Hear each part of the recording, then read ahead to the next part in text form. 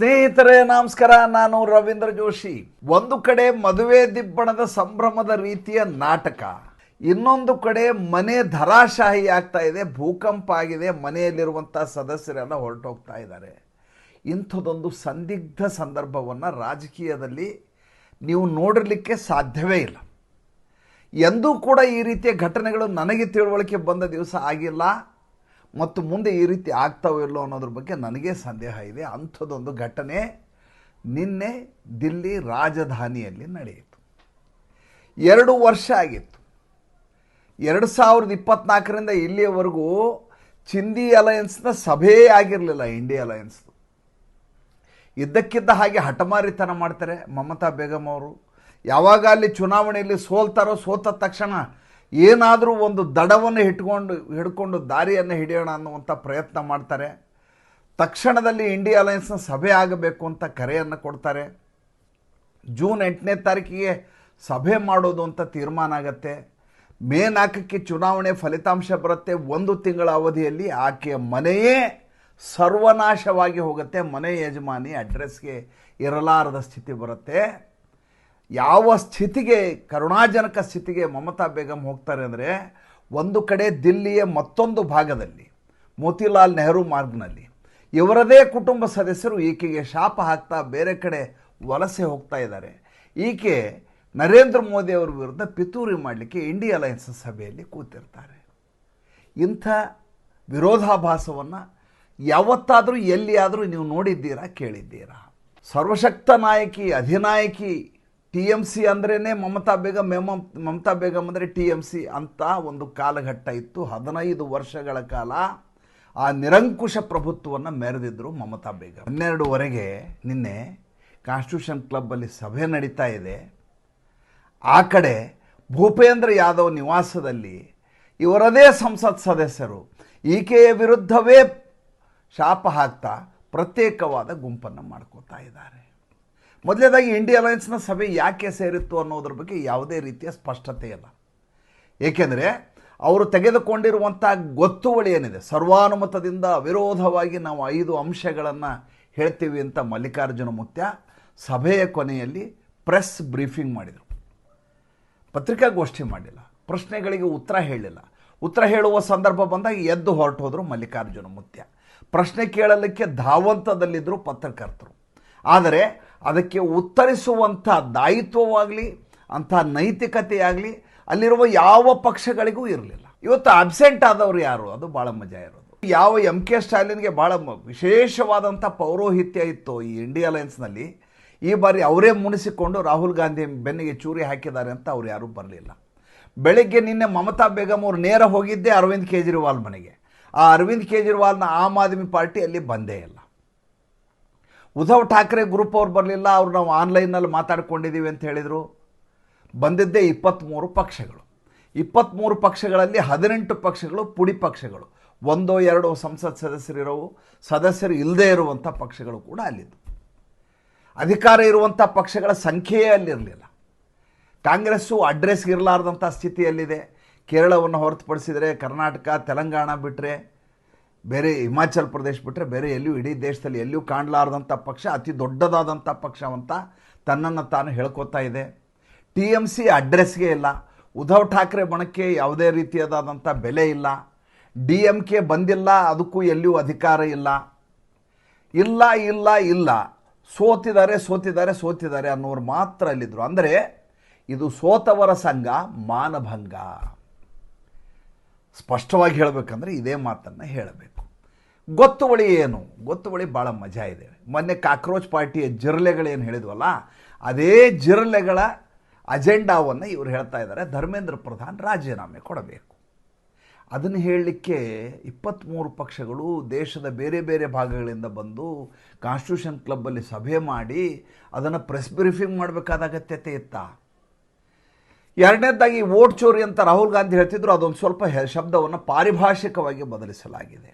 ಅದಕ್ಕೊಂದು ಪರ್ಯಾಯ ಶಬ್ದವನ್ನು ಹುಡುಕಲ್ಲ. ಏನು? ವೋಟ್ ಲೂಟ್ ಅಂತ. ಇದರ ವಿರುದ್ಧವಾಗಿ ನಾವು ಪತ್ರವನ್ನು ಬರಿತೀವಿ. ಯಾರಿಗೆ ಬರಿತೀರಿ? ಚೀಫ್ ಜಸ್ಟಿಸ್ಗೆ, ಚೀಫ್ ಮ್ಯಾಜಿಸ್ಟ್ರೇಟ್ಗೆ ಬರಿತೀವಿ. ಅಲ್ಲ ಸ್ವಾಮಿ, 17 ಪಕ್ಷದವರು 17 ಪೊಲಿಟಿಕಲ್ ಪಾರ್ಟಿಗಳು ಇದೇ ಸುಪ್ರೀಂ ಕೋರ್ಟಿನ ಮೊರೆ ಹೋಗಿದ್ದವು SIR ವಿರುದ್ಧವಾಗಿ. ಆ 17 ಪಕ್ಷಗಳ ಒಟ್ಟು ವಿಚಾರಣೆಯನ್ನು ಮುಗಿಸಿದಂಥ ಅದೇ chief justice of India justice Suryakant ಅವರು ಚುನಾವಣಾ ಆಯೋಗ ಅನ್ನೋದು ಸ್ವಾಯತ್ತ ಸಂಸ್ಥೆ, ಅದು SIR ಮಾಡಬೇಕಾಗಿದ್ದು ಅದರ ಕಾರ್ಯಪ್ರಣಾಳಿಯ ಅವಿಭಾಜ್ಯ ಅಂಗ, ಅದಿಲ್ಲದೆ ಚುನಾವಣೆಯನ್ನು ಮಾಡಲಿಕ್ಕಾಗೋದಿಲ್ಲ. ಆದ್ದರಿಂದ ಅವರು SIRನ ಮಾಡುವುದು ಅನಿವಾರ್ಯ ಮತ್ತು ಅವರು ಮಾಡಲಿಕ್ಕೆ ಪರಮಾಧಿಕಾರ ಹೊಂದಿದ್ದಾರೆ ಅಂತ ಮೊನ್ನೆ ತಾನೇ ತೀರ್ಪನ್ನು ಕೊಟ್ಟಿದ್ದಾರೆ. ಮತ್ತೆ ನೀವು ಅವ್ರಿಗೆ ಪತ್ರವನ್ನು ಬರೆದು ಏನಂತ ಹೇಳಲಿಕ್ಕೆ ಹೊರಟಿದ್ದೀರಿ? ಮೂರನೇದಾಗಿ ಪ್ರತಿ ತಿಂಗಳು ಸಭೆ ಮಾಡಬೇಕು ಅಂತ ತೀರ್ಮಾನ ಆಗಿದೆ. 2 ತಿಂಗಳು ಒಂದು ಸಲ ಸಭೆ ಮಾಡಬೇಕು. ಜೂನ್ 8ಕ್ಕಾಗಿದೆ, ಆಗಸ್ಟ್ 8ಕ್ಕೆ ಎಲ್ಲಿ ಮಾಡ್ತೀರಿ? ಹೈದ್ರಾಬಾದಲ್ಲಿ ಮಾಡ್ತೀವಿ. ಆಗಸ್ಟ್ 8 ಅಂತ ಮೊದಲು ಹೇಳ್ತಾರೆ, ಮಿಲ್ಲೆಲ್ಲ ಡೇಟನ್ನು ನೋಡಿ ಹೇಳ್ತೀವಿ ಅಂತ ಆಮೇಲೆ ಅಂತ. ಇದಾದ ಮೇಲೆ ಈಗ ಮಾನ್ಸೂನ್ ಅಧಿವೇಶನ ಬರುತ್ತೆ, ಸಂಸತ್ ಅಧಿವೇಶನ. ಪ್ರತಿ ದಿವಸ ವಿಪಕ್ಷ ನಾಯಕನ ಕೊಠಡಿಯಲ್ಲಿ ನಾವೆಲ್ಲ ಸೇರಿ ಸಭೆ ಸೇರಿ ಸಮನ್ವಯವನ್ನು ಮಾಡ್ತೀವಿ. ಏನು ಸಮನ್ವಯ ಮಾಡ್ತೀರಿ? ಮಕರದ್ವಾರದ ಹೊರಗಡೆ ಕೂತ್ಕೊಂಡು ಮಿಮಿಕ್ರಿ ಮಾಡಿಕೊಂಡು ಟೈಮ್ ಪಾಸ್ ಮಾಡೋದು ಮತ್ತು ಸಂಸತ್ ಕಲಾಪ ನಡೆಯಲಾರದ ಹಾಗೆ ಅಡ್ಡಿ ಮಾಡೋದು, ಆ ರೀತಿಯಾದ ಸಮನ್ವಯವನ್ನು ಮಾಡ್ತೀವಿ.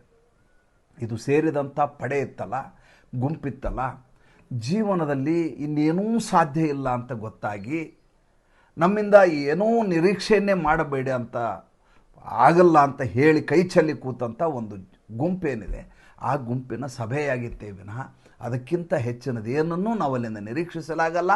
ಅಲ್ಲಿ ಯಾವುದೇ ಚೈತನ್ಯ ಇಲ್ಲ, ದೇಶ ಕಟ್ಟುವ ಮನಸ್ಥಿತಿ ಇಲ್ಲ, ರಾಷ್ಟ್ರದ ಹಿತದ ಬಗ್ಗೆ ಕಳಕಳಿ ಇಲ್ಲ, ತಮ್ಮ ಅಸ್ತಿತ್ವವನ್ನು ಉಳಿಸ್ಕೊಳ್ಳಿಕ್ಕೆ ಏನು ಬೇಕೋ ಅದನ್ನು ಮಾಡುವಂಥ ಒಂದು ಹಪಹಪಿ ಇದೆ. ಅದಕ್ಕೆ ಕೂಡ ಕಾರ್ಯಸೂಚಿ ಗೊತ್ತಿಲ್ಲ. ತಮ್ಮ ಪಕ್ಷವನ್ನು ತಾವು ಉಳಿಸ್ಕೊ. ಈಗ ಸುಪ್ರಿಯಾ ಸುಳೆ ಸಭೆಗೆ ಬಂದಿದ್ದರು, ಶರದ್ ಪವಾರ್ ಮತ್ತೆ ರಾಜ್ಯಸಭಾ ಸದಸ್ಯ ಆಗ್ತೀನಿ ಅಂತ ಹೇಳುವಂಥ ಮುತ್ಯಾಗಳು ಕೂಡ್ತಿರುವಂಥ ಸ್ಥಳ. ಮಲ್ಲಿಕಾರ್ಜುನ್ ಮುತ್ಯ 84 ವರ್ಷ, ಮತ್ತೆ ರಾಜ್ಯಸಭಾ ಸದಸ್ಯನಾಗಿ 90 ವರ್ಷವರೆಗೂ ನಾನೇ ಇರ್ತೀನಿ ಅನ್ನುವಂಥ ಕಾರ್ಯಪಡೆ. ಇವರು ಹೊಸ ಸಂತತಿಯನ್ನು ತಯಾರು ಮಾಡಲಿಲ್ಲ, ಹೊಸ ಲೀಡರ್ಗಳು ಬರಲಿಲ್ಲ, ಆಡಳಿತ ಪಕ್ಷದ ಲೋಪಗಳನ್ನು ಎತ್ತಿ ಹಿಡಿಯುವಂಥ ಕನಿಷ್ಠ ಆಲೋಚನಾ ಶಕ್ತಿ ಕೂಡ ಇವರು ಯಾರಿಗೂ ಇಲ್ಲ. ಸಭೆ ಮಾಡಿದ ಉದ್ದೇಶ ಏನು?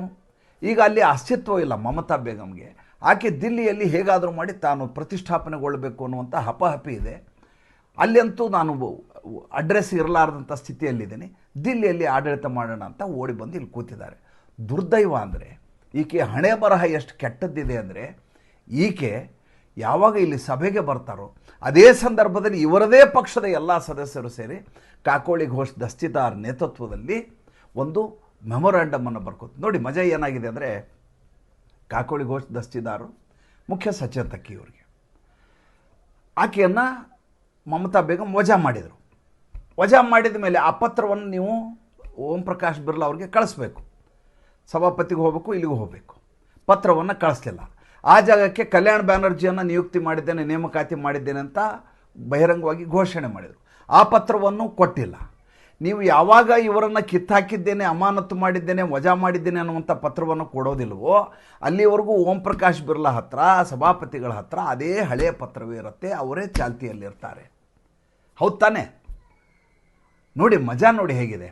ಅಧಿಕೃತವಾಗಿ ಯಾರೀಗ? ದಸ್ತಿದಾರ್, ಕಾಕೋಳಿ ಘೋಷ್ ದಸ್ತಿದಾರ್. ಕಾಕೋಳಿ ಘೋಷ್ ದಸ್ತಿದಾರ್ ಪತ್ರ ಬರೀತಾರೆ, ನಮ್ಮ ಗುಂಪಿನಲ್ಲಿ 20 ಜನ ಇದ್ದೀವಿ, ಈಗ 2 ಜನ ಸೇರಿಕೊಂಡ್ರಿ, 22 ಜನ ಸೇರಿಕೊಂಡಿದ್ದೀವಿ.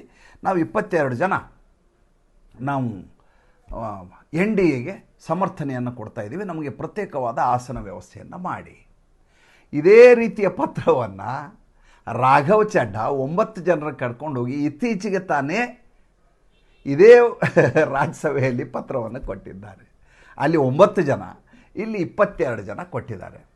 ಓ ಪ್ರಕಾಶ್ ಬಿರ್ಲಾ ಅವರು ಸಹಿ ಹಾಕಿ ಕೊಡ್ತಾರೆ. ನಿಂತ ನೆಲವೇ ಕುಸಿದು ಹೋಗುವುದು ಎಂದರೆ, ನಮ್ಮ ಕಣ್ಣೆದುರಿಗೆ ಭೂಕಂಪ ಆಗುವುದೆಂದರೆ, ನಮ್ಮ ಕಣ್ಣೆದುರಿಗೆ ನಾವೇ ಕಟ್ಟಿದ ಮನೆ ನಮ್ಮ ಕಣ್ಣೆದುರಿಗೆ ಧರಾಶಾಹಿ ಆಗುವುದೆಂದರೆ ಬಹುಶಃ ಇದೇ ಇರಬೇಕು ಅಂತ ನನಗನ್ಸುತ್ತೆ. ಇಂಥದೂ ಒಂದು ದಯನೀಯ ಸ್ಥಿತಿ ಮಮತಾ ಬೇಗಂಗೆ ಬರುತ್ತೆ ಅಂತ ಬಹುಶಃ ಯಾರೂ ಅಂದ್ಕೊಳ್ಳಿಕ್ಕೆ ಸಾಧ್ಯ ಇಲ್ಲ. 2 ಉದಾಹರಣೆ ಹೇಳ್ತೇನೆ ಅದಕ್ಕೆ ಸಂಬಂಧಪಟ್ಟಾಗಿ. ಒಬ್ಬ ರಾಜೀವ್ ಕುಮಾರ್ ಅಂತ ಇದ್ದ, ಆತ commissioner of police for Calcutta, West Bengal. ಆತನನ್ನು DGP ಮಾಡಿದರು. ಮಾಡಿದ ಮೇಲೆ ಅದು ಅರ್ಹತೆ ಇಲ್ಲದೆ ಮಾಡಿದ್ದದು. ಮಾಡಿದ ಮೇಲೆ ಈಕೆಯ ಎಲ್ಲ ಅವ್ಯವಹಾರಗಳಲ್ಲಿ ಆತ ಪಾರ್ಟ್ನರ್ ಆಗಿದ್ದಂಥ ಮನುಷ್ಯ.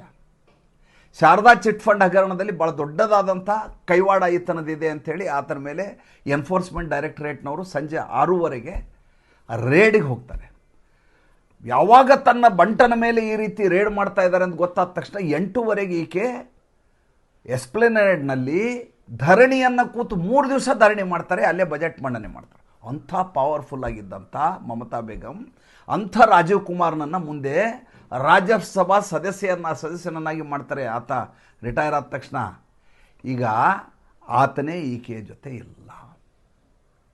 ಯಾವ ರಾಜೀವ್ ಕುಮಾರ್ನನ್ನು ಇನ್ನಿಲ್ಲದ ಹಾಗೆ ಈಕೆ ನಂಬ್ಕೊಂಡಿದ್ರು, ಆ ರಾಜೀವ್ ಕುಮಾರ್ ಈ ಥರ ಈಕೆ ಕೈ ಬಿಟ್ಟು ಪ್ರತ್ಯೇಕವಾದಂಥ ಗುಂಪಿನ ಜೊತೆ ಸೇರಿಕೊಂಡಿದ್ದಾರೆ. ಇನ್ನು ಇವ್ರ ಮೇಲೆ ಮೊಕದ್ದಮೆ ಇದ್ವಲ್ಲ, ಈ ಲಕ್ಷ್ಮೀ ಭಂಡಾರದ ಬಗ್ಗೆ ಮೊಕದ್ದಮೆ ಇದ್ದಾವೆ. ಅದರಲ್ಲಿ 30 ಲಕ್ಷ ಹೆಸರುಗಳನ್ನ ಕಿತ್ತಾಕಲಾಗಿದೆ, ನಿಮಗೆಲ್ಲ ಗೊತ್ತಿರೋದು.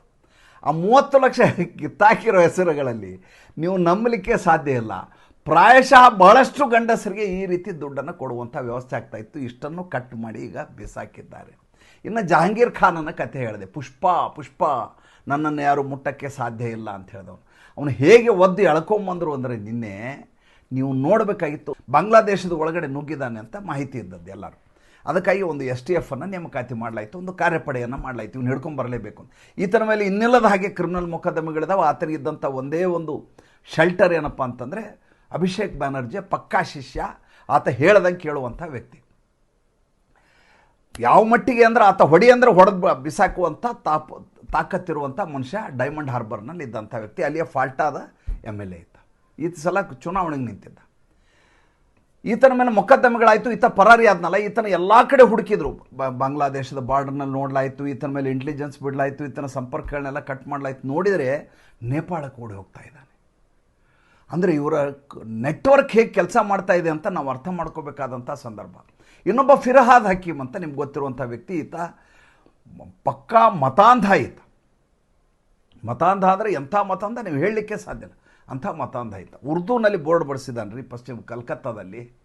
ಮೇಲೆ ಬಂಗಾಲಿನಲ್ಲಿ, ಕೆಳಗಡೆ ಉರ್ದೂನಲ್ಲಿ ಬೋರ್ಡು. ನಾವು ಮುಸಲ್ಮಾನರು ಪ್ರಥಮ ಆದ್ಯತೆಯಲ್ಲಿ ಜನಸಂಖ್ಯೆ ಆಗುವ ಕಾಲ ದೂರ ಇಲ್ಲ ಅಂತ ಭಾಷಣ ಮಾಡಿದ್ದಾಯಿತು. ಈತ ಈಗ ಈ ಪ್ರತ್ಯೇಕ ಗುಂಪಾಗಿದ್ದಲ್ಲಿ MLAಗಳದ್ದು 60 ಜನರದು, ಆ ಗುಂಪಿನ ಜೊತೆ ಸೇರಿಕೊಂಡು ಕನಕಬ್ರತ ಬ್ಯಾನರ್ಜಿ ಜೊತೆ ಭೇಟಿಯಾಗಿದ್ದಾನೆ. ಭೇಟಿಯಾಗಿ ಮಾತುಕತೆಯನ್ನು ನಿನ್ನೆ ನಡೆಸಿದ್ದಾನೆ. ಅಂದರೆ ಯಾರು ಈಕೆ ಶಿಷ್ಯರು ಅಂತ ನಾವು ಅಂದ್ಕೊಂಡಿದ್ವೋ ಅಂಥ ಶಿಷ್ಯ ಪಡೆ ಕೂಡ ಈಕೆಯನ್ನು ಬಿಟ್ಟು ಹೋಗ್ತಾ ಇದೆ. ಈಕೆ ಏಕಾಂಗಿಯಾಗಿದ್ದಾರೆ. ಏಕಾಂಗಿ ಆಗಿಲ್ಲ ಅಂತ ತೋರಿಸ್ಕೊಳ್ಳಿಕ್ಕೆ ಇಂಡಿಯಾ ಅಲಯನ್ಸ್ ಸಭೆ ಮಾಡ್ತಾರೆ. ಇಂಡಿಯಾ ಅಲಯನ್ಸ್ ಸಭೆ ಕೂಡ ಸಂಪೂರ್ಣವಾಗಿ ವಿಫಲ ಆಗಿದೆ ಅಂತ ಮಲ್ಲಿಕಾರ್ಜುನ ಮುತ್ಯಾನ ಪ್ರೆಸ್ ಬ್ರೀಫಿಂಗ್ನಲ್ಲಿ ಗೊತ್ತಾಗತ್ತೆ. ಎಂಥ ಸ್ಥಿತಿ ಬಂದಿದೆ ನೋಡಿ. ಒಂದು ಚುನಾವಣೆಯಲ್ಲಿ ಗೆಲ್ಲುವುದು ಸೋಲುವುದು ಸ್ವಾಭಾವಿಕ. ಸೋತ ಪಕ್ಷದ ಸದಸ್ಯರ ಮನಸ್ಥಿತಿಯನ್ನು ನೋಡಿ, ಅವ್ರ ಮೇಲಿರುವಂಥ ಕ್ರಿಮಿನಲ್ ರೆಕಾರ್ಡ್ ನೋಡಿ, ನಡೀತಾ ಇರುವಂಥ ಬೆಳವಣಿಗೆಗಳನ್ನು ನೋಡಿ, ಅದರದೇ ಇನ್ನೊಂದು ಎಪಿಸೋಡ್ ಮಾಡ್ತಾ ಇದ್ದೀನಿ. ಯಾವ ರೀತಿ ಪಶ್ಚಿಮ ಬಂಗಾಳದ ಜನ ಈ MLAಗಳು, ಕಾರ್ಪೊರೇಟರ್ಗಳು, ಆಮೇಲೆ ಇವರು ಸೋತಿರುವಂಥ ಅಭ್ಯರ್ಥಿಗಳನ್ನ ಯಾವ ರೀತಿ ಅವ್ರ ಮೇಲೆ ಕ್ರಮ ಕೈಗೊಳ್ತಾ ಇದ್ದಾರೆ ಅನ್ನೋದನ್ನು ಇನ್ನೊಂದು ಸಂಚಿಕೆಯಲ್ಲಿ ಸವಿಸ್ತಾರವಾಗಿ ಮಾತಾಡ್ತೀನಿ. ಮತ್ತು ಮುಂದಿನ ಸಂಚಿಕೆಯಲ್ಲಿ ಮಾತಾಡ್ತೀನಿ. ಸಂಚಿಕೆ ಇಷ್ಟ ಆದರೆ ಲೈಕ್ ಮಾಡಿ, ಫಾಲೋ ಮಾಡಿ, ಶೇರ್ ಮಾಡಿ. ನಮ್ಮ ಮುಕ್ತ ಪತ್ರಿಕೋದ್ಯಮಕ್ಕೆ ಆರ್ಥಿಕವಾಗಿ ಬೆಂಗಾವಲಾಗಿ ನಮಸ್ಕಾರ.